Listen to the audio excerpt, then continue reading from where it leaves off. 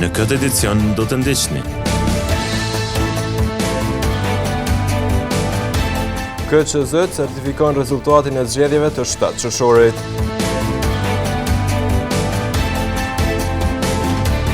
Nën 50% është nxjerrur kalueshmëria në testin e arrishmërisë në nivel vendi. Përshëndetje, po fillojmë edicionin qendror të lajmeve këtu në televizionin Syri.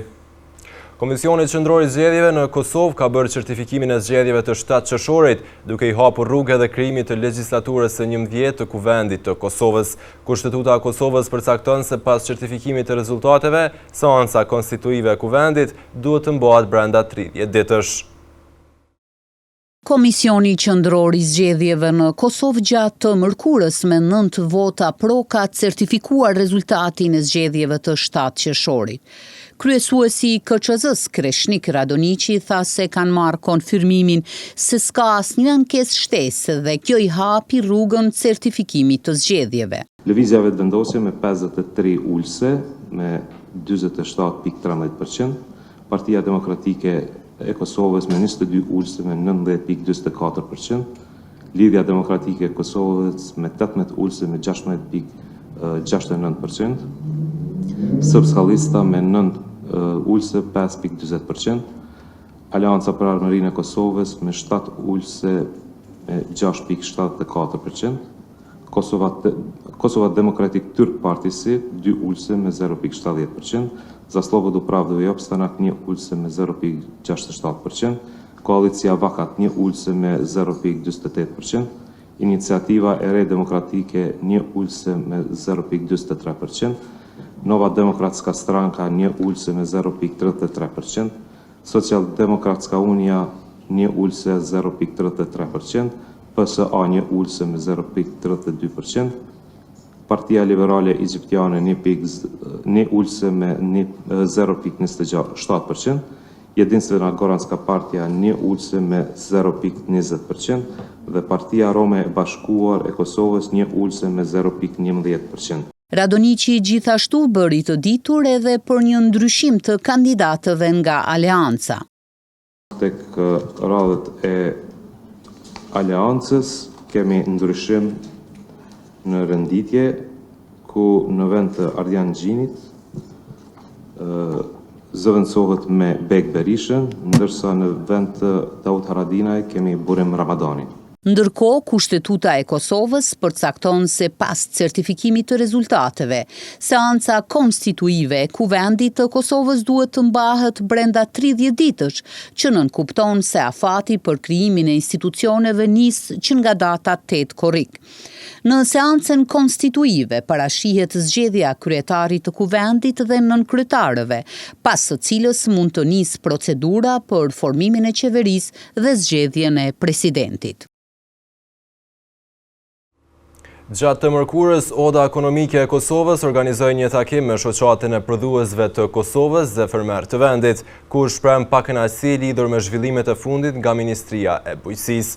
Nga Oda Ekonomike kërkuan veprime urgjente nga qeveria për mbështetjen e fermerëve dhe publikimin e analizave për qumshtin vita. Shoqata prodhuesve të Kosovës dhe disa fermerë janë takuar gjatë të mërkurës me përfaqësues të Odës Ekonomike të Kosovës. Kushtri Majvazi u shpreh se janë në mbështetje të prodhuesve vendor dhe se kërkojnë që raportimet të bëhen vetëm mbi bazë ligjore. Nuk jemi kundër asnjë raportimi që kërkohet nga institucionet e shtetit, krejt çka po kërkojmë ne është që kërkohet vetëm ajo pjesë e cila ka bazë ligjore dhe të njëjtën kohë në bashkëpunim ta krijojmë një format i cili nuk del jashtë kompetencave ligjore, qoftë si ministri, qoftë si Agencioni i Ushqimit dhe Veterinës. Ndërsa kryetari i Odës Ekonomike të Kosovës Lulzim Rafuna tha se institucionet duhet të kenë kujdes në çdo deklarim dhe veprim administrativ ndaj prodhuesve vendor. Kërkojmë urgjencë nga Qeveria e Republikës së Kosovës që të ndërmerrë veprime urgjente për mbështetjen e fermerëve, prodhuesve, përpunuesve. nëpërmjet politikave fiskale, politikave administrative, po pse jo edhe formave tjera që ndihmojnë prodhimin tonë, qysh ndihmojnë edhe shtetet tjera prodhimin e tyre. I pranishëm ishte edhe drejtori i përgjithshëm i qumshtores Vita, Artan Spahia, i cili tha se krahas mostrave të para, gjatë të martës 2 inspektor kanë marrë edhe 6 mostra të tjera. Me datën 7/7 kanë marrë 2 vetë dhe i kanë marrë 6 mostra. Në më thonë, qëri vi kemi mostrat, shikoni, na nuk jena kundër që ka tha kolegu për mi marrë mostra. Na jem të hapë për mostra. To janë që është marrë me datën dje. Fermerët e pranishëm në takim shprehen shqetësimet e tyre duke thënë se situata a krijuar ka shkaktuar humbje të mëdha. Fidan Krasniqi tha se qumshti është erdhur jo nga dëshira, por nga pamundësia për ta plasuar në treg.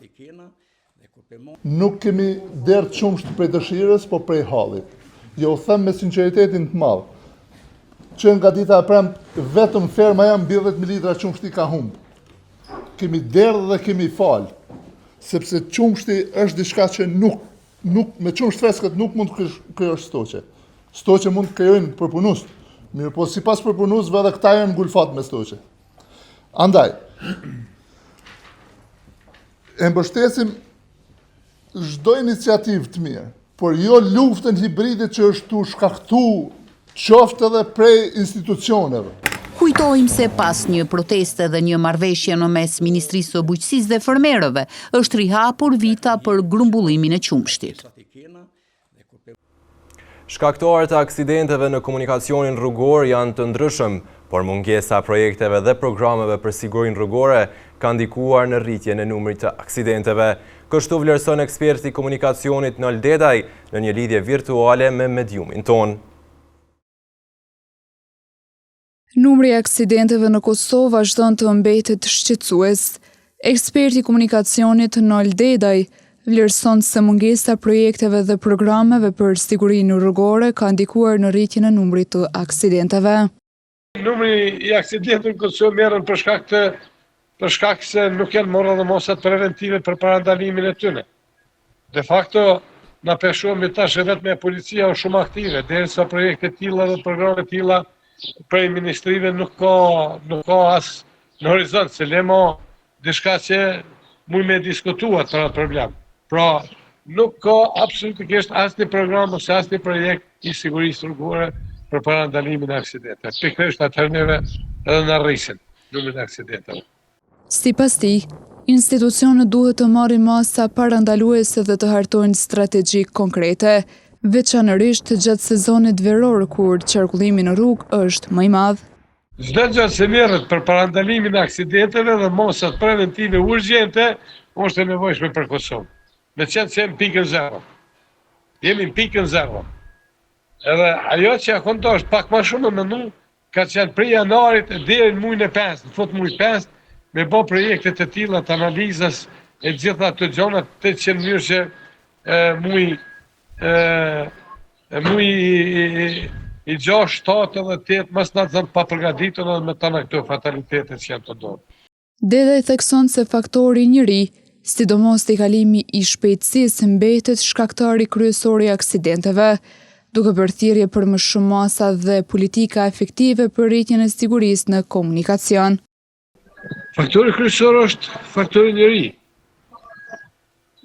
i cili përmes elementit të tina shpejtësisë së zhvillume, që shpejtësia është dikun rreth 95%, i përmend si shkaktari i aksidentit tek faktori njëri.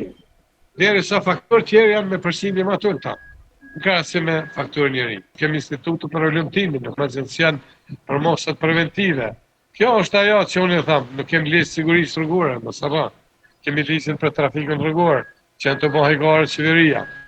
Ekspertët vazhdojnë të bëjnë thirrje për angazhim më të madh institucional, me qëllim të uljes së numrit të aksidenteve dhe rritjes së sigurisë për të gjithë pjesëmarrësit në trafik.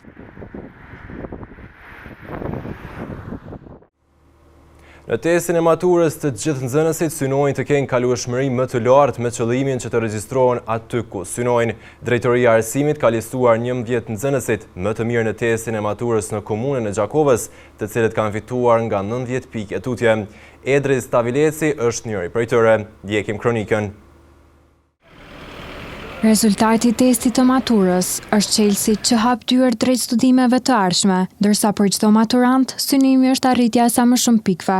Këtë vit, 11 maturantët nga Gjakova kanë arritur të marrin mbi 90 pikë në testin e maturës. 2 prej tyre janë nga Gjimnazia Hajdardushi, ndërsa 9 të tjerë janë nga Shkolla Mjekësisë Hysni Zajmi. Në listën e të suksesshmëve, me mbi 90 pikë është listuar edhe nga Drejtoria e Arsimit në Gjakov, edhe maturanti Edris Tavileci nga Gjimnazi Hajdardushi, i cili ka arritur të siguruar 96% të kalueshmërisë në testin e maturës.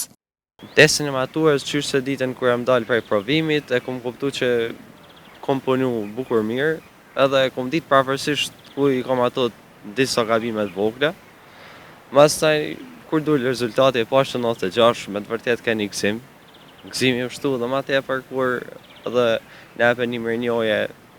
Aja një mirënjohje është një letër për disa njerëz, po aja letër ty ta dëshma një punë të madhe. Pas këtij suksesi, synimi i tij është të vazhdoj studimet në fushën që tashmë ka zgjedhur. Hapi i radhës është fakulteti i mjekësisë, e pretendoj edhe uroj që me pas fat në këtë provimin pranues, se përveç asaj që kam mësu, edhe pak fat nevojitet gjithsesi.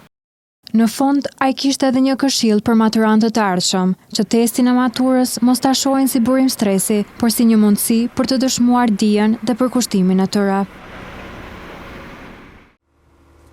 Nën 50% është nxjerrur kalueshmëria në testin e arritshmërisë në nivel vendi, ndërsa 47.31% është kalueshmëria e përgjithshme në komunën e Gjakovës. Analiza e rezultateve tregon se nxënësit kanë arritur sukses më të lartë në gjuhën angleze, shqipe dhe histori, ndërsa më shumë vështirësi kanë hasur në biologji, fizik, informatik dhe gjeografi. Pas publikimit të rezultateve të testit të arritshmërisë, Ministria e Arsimit dhe Shkencës bën të ditur se testimit ju nënshtruan mbi 21.000 nxënës në nivel vendi dhe kalueshmëria mesatare e tyre ishte rreth 48%. Ndërkaq, Drejtoria Komunale e Arsimit në Gjakov ka bërë të ditur se kalueshmëria në testin e arritshmërisë për nxënësit e klasave të 9-ta në komunë ka arritur në 47.31%. Analiza e rezultateve tregon se nxënësit kanë arritur sukses më të lartë në gjuhën angleze, histori dhe gjuhë shqipe, ndërsa më shumë vështirësi kanë hasur në biologji, fizik, informatik dhe gjeografi. Sipas Ministrisë së Arsimit, këto rezultate do të shërbejnë si bazë për identifikimin e fushave, ku kërkohet përmirësim dhe do të shërbejnë për planifikimin e masave që synojnë ngritjen e cilësisë së arsimit në vend. Ndërkohë, ekspertët e arsimit vlerësojnë se rezultatet e këtij viti nuk dallojnë nga ato të testimeve të mëparshme. Sipas tyre, vërejhet rënja e performancës, veçanërisht në gjuhën shqipe, duke theksuar nevojën për më shumë vëmendje nga institucionet në mënyrë që nxënësit të marrin njohuri të duhura në fushat kryesore.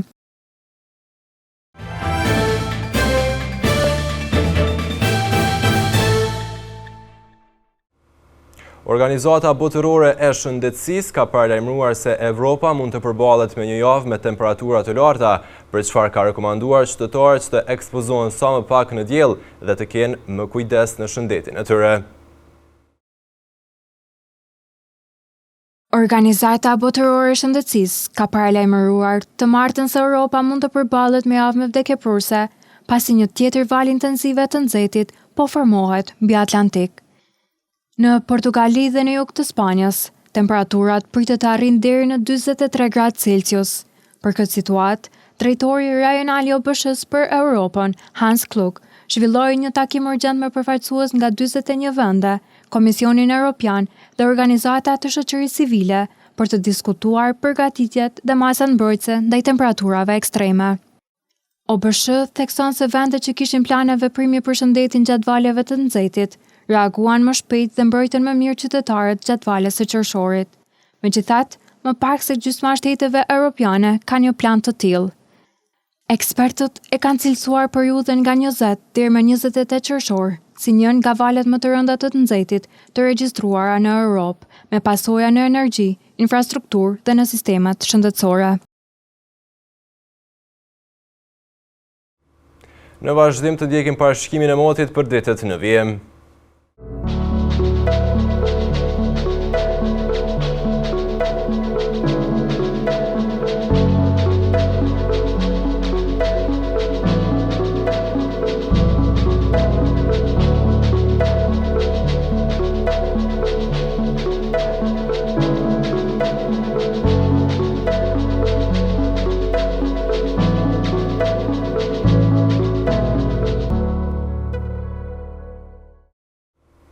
Para se të ndamit të ndjekim edhe njerë titujt kryesor të këtij edicioni.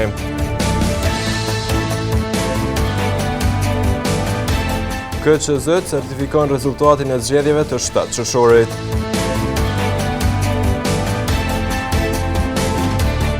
Nën 50% është nxjerrur kalueshmëria në testin e arritshmërisë në nivel vendi.